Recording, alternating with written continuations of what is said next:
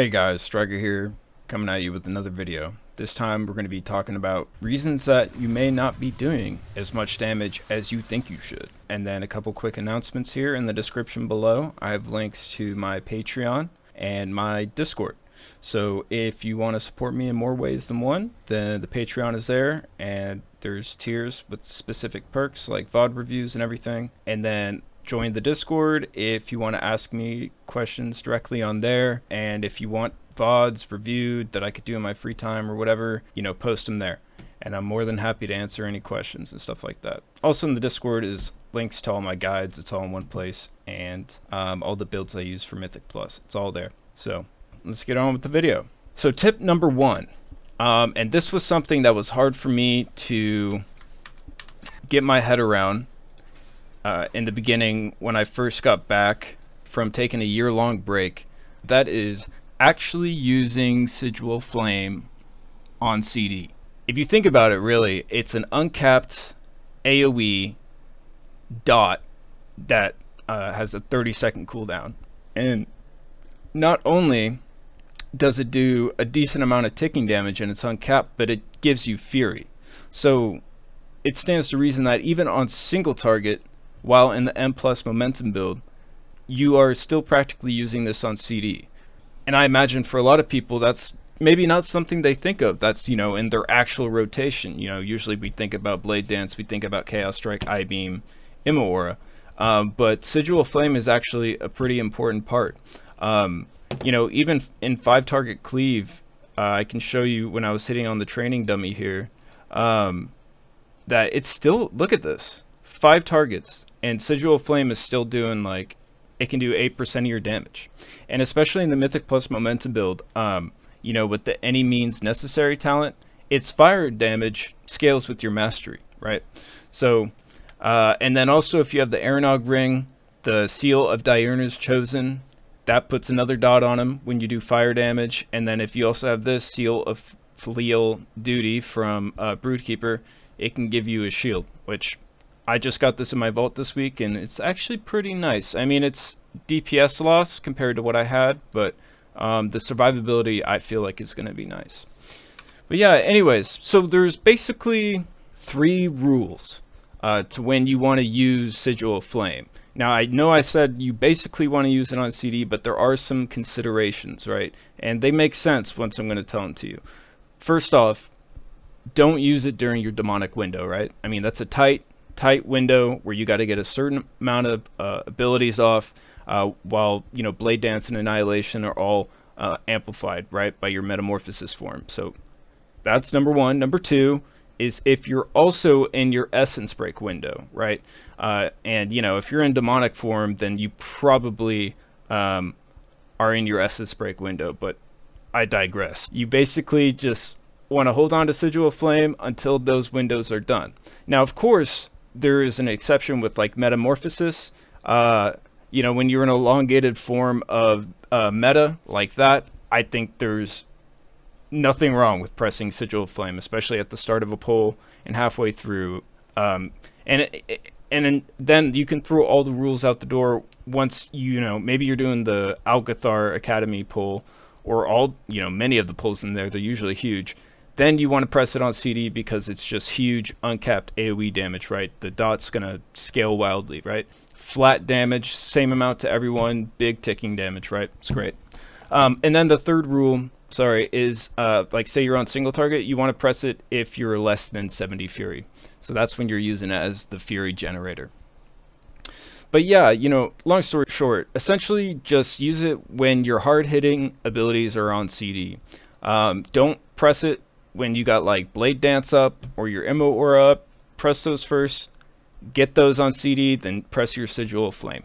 But just a side note too, I mean, if say you're not doing this right now, then just don't think about it too hard at first with all these rules. Get used to it. Just remember to keep on using it on CD, and once you get used to the idea of actually using Sigil of Flame very, very often, then you can apply the rules and try to optimize it as you go on your Demon Hunter journey of getting good. So Alright, number 2, and this is something I see a lot in even reviewing my own VODs, but in other VODs I watch of other Demon Hunters, is actually poor momentum slash fel rush usage. So basically, and this happens to everyone, basically, you know, sometimes we can get all caught up in the moment trying to do a bunch of our CDs, and, you know, say like there's 7 seconds left on momentum, and then we press fel rush again.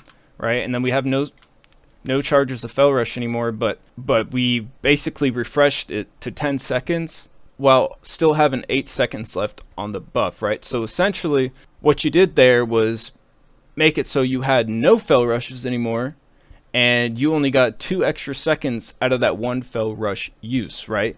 All while, say, maybe your blade dance was ready to use during all that, right?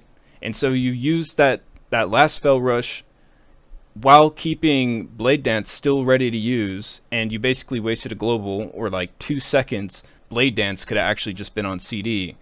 And if you do this enough over the course of a dungeon, it's going to severely hurt your overall DPS, because you're just flat out using a bunch of uses, right, over the course of a dungeon. If you're fel rushing too much and vengeful retreating and not pressing the correct following abilities, you're just going to keep on losing uses, especially Blade Dance, where it has a little bit of a shorter CD, right? So that's another really big one, and I think once I made a conscious effort of fixing that, I saw a pretty big increase in damage. Just because, yeah, the more uses, the more damage, right? I mean, Blade Dance is a huge hard-hitting ability, so just another thing to keep in mind. Number 3, and this is actually another extremely big one. It is your Immo aura slash Ragefire slash Growing Inferno talents, right? I mean, every time your Immo aura deals damage, it increases the Immo aura's damage by 10%, right? Each tick. And then you got Ragefire, where the critical strikes up to 3 targets stores the damage of the critical strikes, and then once Immo aura expires, it explodes in uncapped AoE and does huge damage, deals all the stored up damage from the Ragefire talent. So this was another thing I had to be very conscious of and fix in my gameplay. Was what I was ending up doing was I was just pressing Immo aura like it's nothing, and then fel rushing out of here, missing ticks, and then maybe not even being in the middle of the mobs, and not getting all the ticks to store up for the Ragefire damage. And then the worst part of it too, and I've caught this in my own gameplay from my past, was that as Immo aura was about to expire, maybe I fel rushed out or vengeful retreated out, and then the Immo aura expired without me even being near any of the mobs. And so I had just completely rendered Ragefire useless, right? And that is probably going to be one of the biggest sources of DPS loss, because especially if you're making big pulls, so, you know, we really have to take advantage of our uncapped AoE abilities, because not everything in our kit is, right? So the abilities that are, it's extremely strong, and what is a part of what makes Demon Hunter so great. And just completely rendering one of those talents or abilities useless from that is going to be a huge hit to your overall. So in the future, if you're not doing this already, try to be very cognizant of when you're pressing your Immo aura, if it's going to be a good time, right? If you're going to get a bunch of your ticks, and when your ticks go off, that you're going to be in the middle of the whole pack, right? Because this is all uncapped.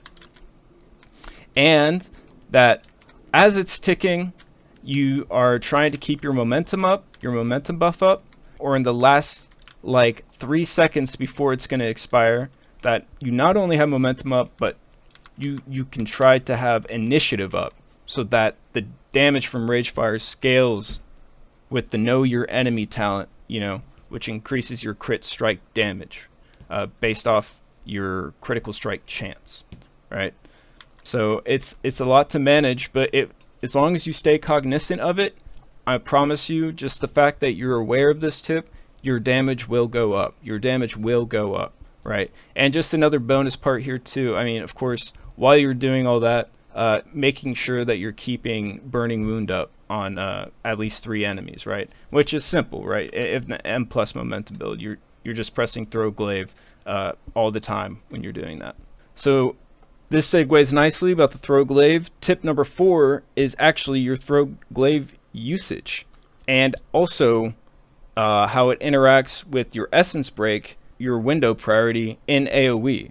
So new information kind of came out like a month ago about how now in AoE, in your essence break window, you don't even want to waste a global on an annihilation. It's actually still just more damage to throw your glaives while in essence break window.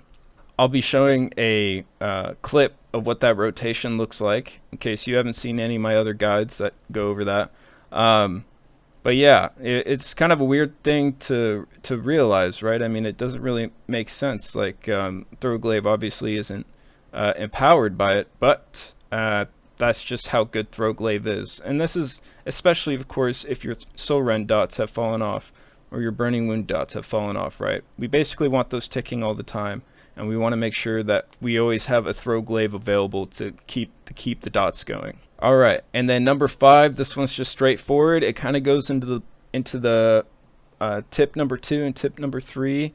It's poor melee swing uptime. So obviously that's our main source to generate fury, or our most basic source, is actually just hitting the mobs with our weapons, right? With demon blades. That's how we passively generate fury. And so if you're spending a lot of time fell rushed out of the packs, you're not getting all the swings that you can, then you're going to lose out on a lot of fury, and you're going to feel slow, and you're not going to be able to press your big damaging abilities on CD, right? Making sure that when you're fell rushing that you're getting into a good spot when you're done with the fell rush is incredibly important, you know. Or say you have your fell blade available after you fell rush, and you can quickly get back in. Same thing for the vengeful retreat. And also something to consider too, if you're playing on a map indoors, is fell rushing into a wall. I mean, that one's an obvious thing, but you know, maybe in the heat of the moment it's not something you think of. Trying to be cognizant of that even more in the future, you will definitely see a DPS increase. And then lastly, and I've gone over this in my other videos, but it's picking the most optimal build, something that makes the most sense for the key that you're in, and for the comp that you're in, right? What's going to help your teammates the most? What's going to synergize the most? Say maybe you're in a group that's really AoE heavy, and obviously momentum DH is 2. Maybe you decide to go single target momentum like the raid build, or maybe you decide to go Glaive Tempest, so you can get more single target on a tyrannical week, and you know, make sure that the bosses die, right? Because usually on tyrannical weeks it's never really the mobs that are the issue, it's the bosses, right? That's why it's tyrannical. That's another incredibly important factor. But alright guys, just a nice little short tip video for you. If you have any questions, leave a comment down below or join the Discord and ask me there. And thank you guys for watching, and I'll see you in the next video. Hope this helps, guys. Go out there and practice.